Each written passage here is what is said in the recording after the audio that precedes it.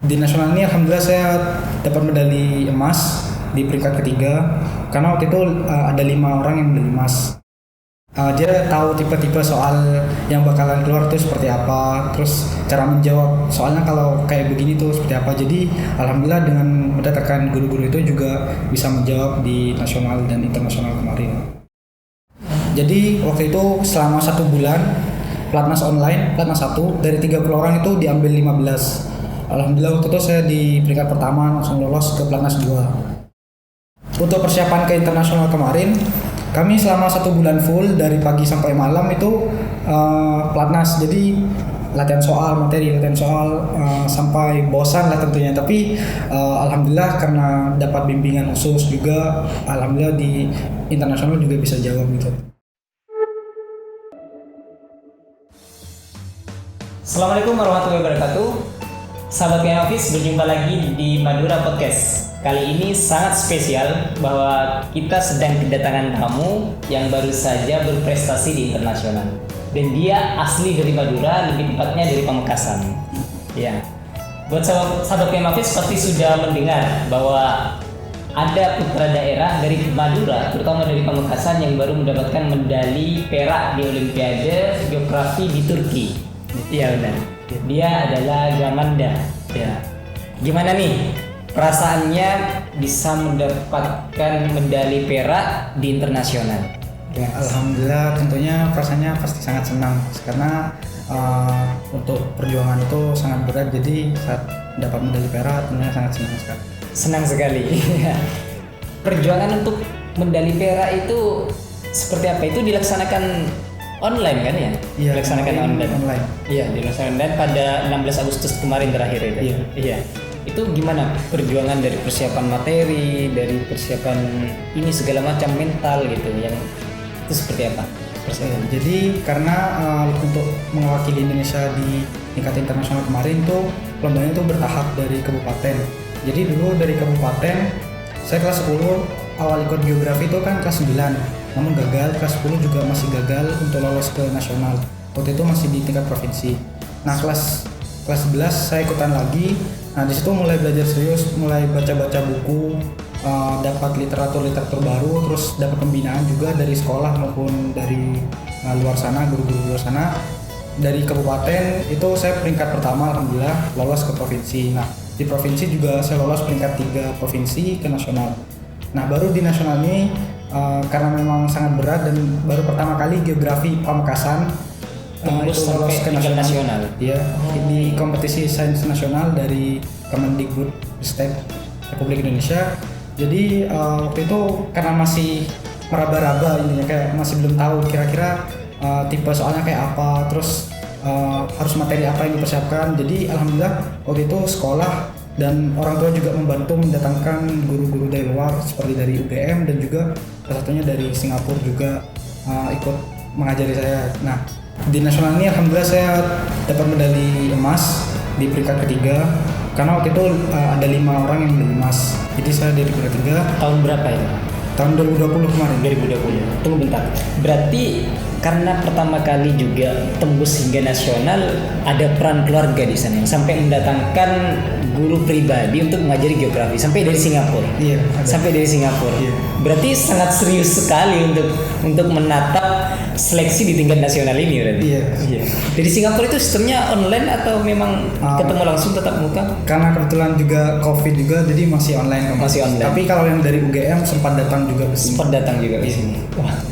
Ngomong-ngomong itu untuk dari usaha keras itu, waktu online itu, waktu belajar online dari Singapura itu, apa sih ilmu yang didapatkan? Relate ya dengan ujian-ujian yang didapatkan dia? Ya tentunya sangat relate, soalnya yang dari Singapura itu juga pernah meraih medali emas internasional geografi. Jadi dia tahu tipe-tipe soal yang bakalan keluar itu seperti apa, terus cara menjawab soalnya kalau kayak begini tuh seperti apa. Jadi alhamdulillah dengan mendatangkan guru-guru itu juga bisa menjawab di nasional dan internasional kemarin. Berarti sahabat Kaya Office, Gamanda ini sangat serius sekali karena dia tidak sebatas belajar sendiri atau apa, bahkan mendatangkan guru pribadi dari Singapura. Itu hanya untuk bertarung di nasional. Di nasional nih lolos ya? Iya. Sebagai dapat 3 ya, juara 3, peringkat ketiga, baru berangkat ke Turki untuk ikut di Turki. Iya, setelah itu dari peringkat 3 itu kan seluruh medali KSN itu ada 30 orang, yaitu 5 emas, 10 perak dan 15 perunggu. Nah, dari 30 orang itu masih diseleksi lagi di Platnas, pelatihan nasional. Jadi waktu itu selama 1 bulan Platnas online, Platnas 1 dari 30 orang itu diambil 15. Alhamdulillah waktu itu saya di peringkat pertama langsung lolos ke Platnas 2. Nah, di Platnas 2 ini dari 15 orang itu masih diseleksi lagi jadi 8 orang. Nah, di Platnas 2 saya lolos lagi ke Platnas 3 jadi 4 orang. Akhirnya jadi 4 orang yang mewakili Indonesia ke IGO atau internasional. Hanya 4 orang yang mewakili Indonesia untuk pergi ke Turki. Iya. Untuk ikut Olimpiade di Turki itu. Iya. 4 orang dan salah satunya adalah dari Madura. Iya. Membanggakan sekali. Iya. Setelah ikut bisa tembus untuk ikut Olimpiade, tentu kan ajangnya berbeda. Tidak kan bertarung sesama orang Indonesia. Iya. Apa persiapan yang dilakukan? Kalau sebelumnya kan sampai mendapatkan guru pribadi, yang sekarang apa yang dipersiapkan yang sampai mendapatkan medali perak ini? Iya, tentunya karena ini lomba internasional, semuanya menggunakan bahasa Inggris pastinya. Iya. Soal dan jawaban. Jadi sejak pelatnas pertama itu pun seleksi 30 orang itu juga menggunakan bahasa Inggris. Jadi selain dari persiapan materi-materi geografi, saya juga belajar tentang bahasa Inggrisnya juga supaya bisa diperbaiki, supaya bisa menjawab soal-soal itu. Jadi selain untuk persiapan materi geografi, juga materi bahasa Inggris. Berarti penting juga ya bahasa bagi orang yang mau go internasional, terutama bahasa Inggris. Karena di Platnas itu ada seleksi khusus gitu Mas. Ada seleksi khusus. Selain substansi geografi juga ada substansi bahasa Inggris juga yang dites. Selain itu juga ada tes psikologi untuk mengetahui mental dari peserta-peserta itu. Iyalah, masa nggak tahu bahasa Inggris? Oke lah, kita tahu jawabannya ya seandainya. Tapi kita tidak tahu maksudnya ini soalnya apa, kan aku juga yang jawab. Iya. Atau juga kita tahu soalnya artinya apa, tapi kita tidak bisa membahasakan bahasa Inggris. Kira-kira dibahasakannya gimana gitu? Jawabnya kan juga harus bahasa Inggris. Bahasa Inggris. Iya. Berarti effortnya itu lebih kuat ketika go internasional, bukan sebatas harus memahami pelajaran secara substansi dari geografi itu sendiri, tapi juga harus memahami sekaligus diksi-diksi dari bahasa Inggris yang dipakai di ilmu geografi. Tentu kan setiap ilmu kan berbeda, diksi-diksinya kan berbeda. Bahasa Inggris di ekonomi, bahasa Inggris di kan berbeda. Hebat sekali. Berarti pintar nih bahasa Inggrisnya. Enggak juga. Iya. Selain juga menguatkan bahasa Inggris, untuk memperdalam ilmu geografi apa yang dilakukan? Selain dari bahasa Inggris tadi juga kalau geografi selain tadi dari UGM dan Singapura juga, alhamdulillah di Platnas itu kami juga diajarin dari dosen-dosen dan asisten dosen yang juga mumpuni di bidang geografi seperti dari ITB, UI dan UGM. Jadi kami untuk persiapan ke internasional kemarin, kami selama 1 bulan full dari pagi sampai malam itu Platnas. Jadi latihan soal sampai bosan lah tentunya, tapi alhamdulillah karena dapat bimbingan khusus juga, alhamdulillah di internasional juga bisa jawab gitu. Iya. Berarti persiapannya untuk bertanding di Olimpiade di ajang internasional ini mental juga udah dapet ya. Iya. Bahasa Inggris juga dapet, apalagi geografi juga sudah dipupuk dari awal pasti. Karena sejak SMP katanya udah ikut lomba untuk ajang SMA. Geografi. Berarti kan sejak SMP aja fokus olimpiadanya, ikut lombanya juga udah geografi. Udah paling tidak udah mengenal lah macam-macam soal-soal yang dimainkan di situ dan materi-materi yang masuk di situ. Itu kan sudah dimainkan di situ. Iya, sudah tahu lah kira-kira soalnya seperti itu kan dari segi persiapan mental, dan untuk persiapan mental sendiri apa sih pesan yang disampaikan orang tua atau masukan-masukan dari keluarga, atau pesan contoh kamu sholat dulu atau kamu ngaji dulu sebelum ikut lomba, apa sih yang dilakukan sebelum ikut lomba ini kan daring kan? Apa sih yang dipersiapkan? Kebetulan kalau dari orang tua tentunya pasti sangat menguatkan mental juga, sangat mendukung Mas.